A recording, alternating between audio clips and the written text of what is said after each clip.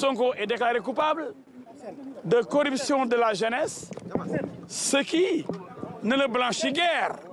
Cela veut dire que des relations sexuelles ont existé, mais il y a un problème au niveau du consentement.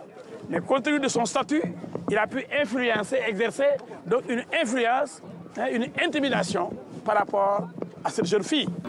Et je crois que cela fait sourire. Il est clair que le complot d'État dont nous parlions depuis le début était avéré. Et la décision rendue aussi reste toujours dans ce complot d'État. Tout un pays a été pris en otage pendant au moins 2 ans. Il y a plus de 2 ans. Il y a eu des morts, 24 morts, dit-on. Sans compter qu'il peut y avoir des morts qui ne soient pas encore listés. Et des centaines de blessés. Les libertés publiques confisquées. La liberté d'opinion confisquée. Et des mesures de banditisme érigées en règle de droit avec des enlèvements, des séquestrations. Aujourd'hui, ce complot a été éventré simplement parce que la commande qui était faite par l'État du Sénégal au juge n'a pu être livrée. Parce que la marchandise était pourrie. Le viol, la corruption, déjà l'opinion publique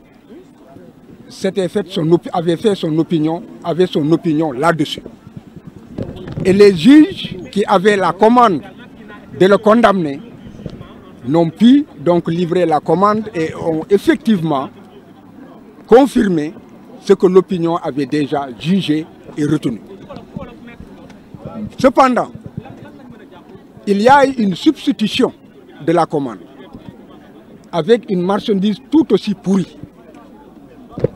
Parce que la justice a trouvé le moyen de condamner Ousmane Sonko pour incitation de la jeunesse à la débauche.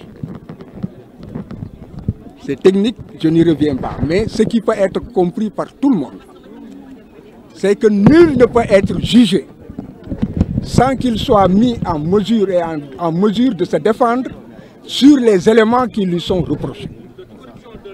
Ousmane n'a jamais été poursuivi pour cette infraction. Il n'y a jamais eu d'enquête, ni de police, ni judiciaire, et l'ordonnance de renvoi et de mise en accusation devant la chambre criminelle n'a jamais visé cette infraction. Cette infraction n'a pas aussi été débattue à l'audience. Donc, vous comprenez que le juge ne pouvait que s'en tenir à l'acquittement, puisqu'il a acquitté Ousmane du crime de viol et l'a acquitté et l'a relaxé, n'est-ce pas, de l'infraction de menace de mort.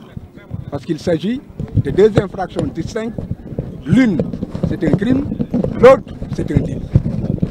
Il l'a relâché pour tout cela. Mais il fallait que la commande politique, qui est précise et qui, en fait, était de faire en sorte qu'une décision soit rendue pour qu'il soit inéligible, que les juges y parviennent. Voilà pourquoi une commande aussi pourrie que la première a été aujourd'hui déballée, n'est-ce pas, devant l'opinion publique avec une condamnation, n'est-ce pas, pour une infraction pour laquelle il n'était pas poursuivi. Maintenant, ce qu'il faut retenir, c'est qu'il faut que l'on arrête de s'amuser avec tout un monde. La justice, ce n'est pas un jeu. Et tout le monde a pu voir que la gamine Adji Sarr, qui a été utilisée, qui a été actrice et a joué son théâtre jusqu'au bout, s'est fondue en larmes.